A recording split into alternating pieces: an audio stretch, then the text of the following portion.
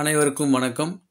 நம்மளுடைய modern சர்வேயின் Tamil YouTube சேனலில் அரசு வேலைவாய்ப்புகள் சம்பந்தமாக வெளிவரக்கூடிய அறிவிப்புகளையும், அரசு வேலைவாய்ப்புகள் சம்பந்தமாக நீதிமன்றங்களில் உள்ள தீர்ப்புகளையும், அரசு வெளியிடக்கூடிய மிக முக்கியமான அரசு ஆணைகளையும் நம்ம முறையாக அதுக்கு தகுந்த ப்ரூஃபோடு நம்ம வீடியோ அப்லோட் பண்ணிக்கிட்டு இருக்கோம். ஸோ இந்த இதில் 2020க்கு அப்புறம் இந்த இபியில் பார்த்தீங்க அப்படின்னா எந்த ஒரு போஸ்டிங்கும் போடவே இல்லை.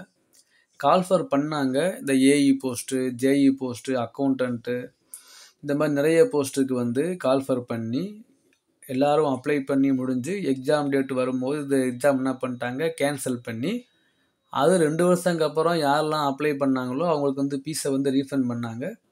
நம்மளோட ஒரு வீடியோ போட்டிருந்தோம். அப்போ இபியில் உள்ள போஸ்ட்டை வந்து டிஎன்பிஎஸ்சியில் வந்து போட போகிறாங்க அப்படின்னு இன்ஃபார்ம் பண்ணிக்கிட்டு இருந்தாங்க. அதுவும் இப்போ இந்த மாதிரியும் தெரியல. நம்மளோட ஒரு ஜிஓ போட்டிருக்கோம். இபியில் உள்ள போஸ்டிங்கில் சில போஸ்டிங்கை வந்து டிஎன்பிஎஸ்சி மூலமாக வைக்கலாம் அப்படின்னு போட்டிருந்தாங்க இல்லைங்களா.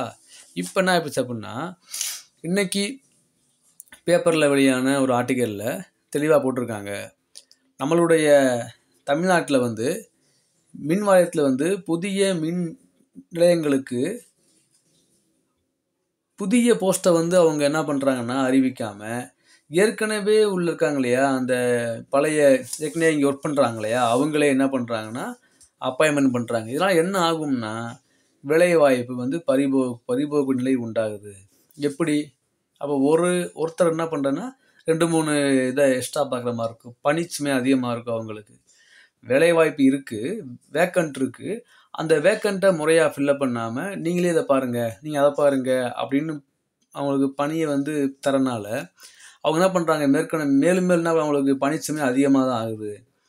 மொத்தம் பார்த்தீங்கன்னா நம்மளுடைய தமிழ்நாட்டில் உள்ள இபி டிபார்ட்மெண்ட்டில் மட்டும் 60,000க்கு மேலே வேக்கண்ட் இருக்குது அப்படின்னு போடுறாங்க. ஒவ்வொரு வருஷமும் ரிட்டைர்மெண்ட் ஆகக்கூடியவங்க எண்ணிக்கை வந்து அதிகமாகிட்டே இருக்குது. ஸோ அந்த எவ்வளோ பேர் ரிட்டைர்மெண்ட் ஆகுறாங்களோ அவங்களுடைய எண்ணிக்கைக்கு தகுந்தவாறு புதிய போஸ்ட் வந்து இவங்க வந்து ஃபில்லப் பண்ணணும். இதுதான் வந்து இருக்குது.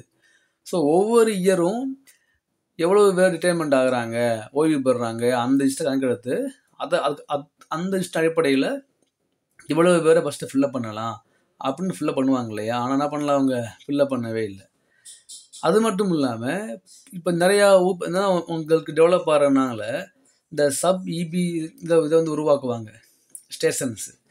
அது பண்ணாலும் புதிய போஸ்ட்டு அறிவிக்காமல் மற்றது என்ன பண்ணுறாங்க, வேலை தந்தவர்களை தூக்கி அவங்கள நீங்களே பார்க்கணும் என்ன பண்ணுறாங்க, அவங்கள வந்து போஸ்ட் பண்ணுறாங்க பணி நிரவல் மூலமாக. அப்போ இதுக்கு என்ன அப்படின்னா, ஒரு புதிய துணை மின் நிலையம் ஒன்று புதுசாக ஓப்பன் ஆச்சு அப்படின்னா அதற்கு ஒரு செயற்பொறியாளர், 5 உதவி செயற்பொறியாளர்கள், 5 இணை பொறியாளர், ஒரு போர்மேன், லைன் இன்ஸ்பெக்டர்கள் 4 பேர், தொழில்நுட்ப உதவியாளர்கள் 8 பேர், கடற்தொழிலாளர்கள் 8 பேருன்னு 32 போஸ்ட்டு வேணும். எல்லாம் ஏன் வச்சுங்க. ஒரு சப்ஸ்டேஷன் இல்லையா.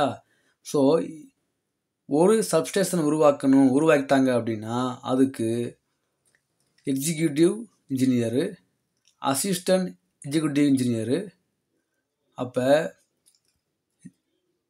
அசிஸ்டன்ட் இன்ஜினியர் 5 பேர், ஜாயின்ட் இன்ஜினியர் 5 பேர், ஃபோர்மேனு 1, லைன் இன்ஸ்பெக்டர்கள் post 4, technical assistant post 8, field assistant post 8 அப்படின்னு 32 போஸ்ட்டு உருவாகும் இருக்குது. ஆனால் இது யாருமே ஃபில்லப் பண்ணுறதே இல்லை. ஒவ்வொரு இபி போஸ்ட்டை உருவாக்குறாங்களே தவிர அதில் ஒர்க் பண்ணக்கூடிய போதுமான வேக்கண்ட்டை ஃபில்லப் பண்ணாமல் அப்படியே விட்டுறாங்க. இப்படி ஆச்சு அப்படின்னா எவ்வளோ இதெல்லாம் புதுசாக உள்ளவங்களுக்கும் வேலைவாய்ப்பு போட மாட்டுறாங்க, ஏற்கனவே இங்கே உள்ளவங்களுக்கும் பணிச்சுமையும் அந்த ஒர்க் ப்ரெஷரும் இதுவும் அதிகம்தான் ஆகுது. அப்போ பார்த்தீங்க அப்படின்னா எக்ஸாம்பிளாக இப்போ ரீசெண்டாக விருதுநகர் மாவட்டத்தில் உள்ள கோட்டூரில் 765 கிலோவால்ட் புதிய துணை மின் நிலையம் இப்போ தான் ரீசெண்டாக ஓப்பன் பண்ணாங்க. அதுக்கு யாரையுமே போடவே இல்லை. 32 போஸ்ட்டில் யாரையுமே போடவே இல்லை அப்படின்னா அது எந்த அளவுக்கு இதாக இருக்கும் அப்படின்னு சொல்லி நம்ம தமிழ்நாடு மின் பொறியாளர்களுடைய குழுமத்தினுடைய பொதுச் செயலாளர் இருக்கார் இல்லையா, ராஜகுமார் சார் சொல்லியிருக்காங்க. ஸோ ராஜகுமார் சார் என்ன சொல்கிறாங்க அப்படின்னா, பணி இந்த மாதிரி பண்ணுறதுனால பதவி உயர்வு பாதிக்கப்படுது. அது மட்டும் இல்லாமல் புதிய வேலைவாய்ப்பும் பாதிக்கப்படுகிறது. ஸோ இந்த மாதிரி பண்ணாமல் இவங்க என்ன பண்ணணும், எவ்வளவு வேக்கண்ட் இருக்கோ அவ்வளோ வேக்கண்ட்டை ஃபில்லப் பண்ணணும்னு சொல்லி நம்மளுடைய தமிழ்நாடு மின் பொறியாளர் குழும பொது செயலாளர் திரு ராஜகுமார் சார் கூறியிருக்காங்க. அப்போ யோசித்து பாருங்களேன், இபியில் மட்டும் 60,000க்கு மேலே வேக்கண்ட் இருக்குது. அப்போ இது வந்து காலி பண்ண அப்படின்னா இதில் வந்து குரூப் 2, குரூப் 4, குரூப் 1, குரூப் 1 இருக்காது, ஏஐ லெவலில் இருக்கும். குரூப் 2 இருக்கும், குரூப் 4 இருக்கும். அப்புறம் நம்ம ஏஐ லெவலில், ஜேடிஓ லெவலில், இந்த மாதிரி பல போஸ்ட் இருக்குது. இதெல்லாம் ஃபில்லப் பண்ணாமல் இப்படி வச்சுக்கிட்டே இருந்தாங்கன்னா இப்போ ஒவ்வொரு வருஷம் ஆகும்போது அந்த வேலைவாய்ப்புக்கான இதுக்கு இல்லையா ஏஜ், அதுவும் கடந்து போகுது இல்லைங்களா.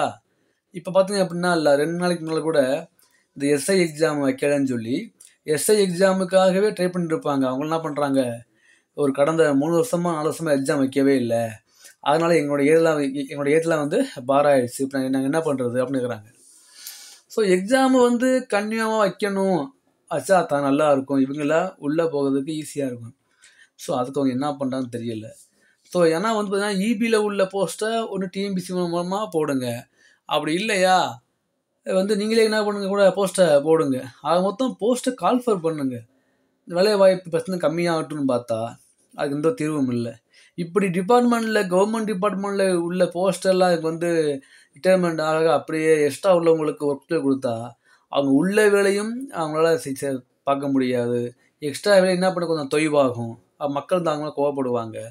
இதெல்லாம் வந்து இல்லாமல் இருக்கணும் அப்படின்னா இது வந்து எல்லா போஸ்ட்டையும் ப்ராப்பராக கால்ஃபர் பண்ணி பில்லப் பண்ணாலே போதும், நல்லா ஒர்க் நல்லா நீட்டாக நடக்கும். அது என்ன பண்ணுறாங்கன்னு பார்ப்போம். ஸோ இப்போதைக்கு இபியில் இவ்வளோ வேக்கண்ட் இருக்குது, எந்த வேக்கண்ட்டுமே போடுறது இல்லை அப்படிங்கிறது தான் நம்ம சொல்லலை, நீ பேப்பரில் வந்து ஆர்டிக்கல். தேங்க்யூ.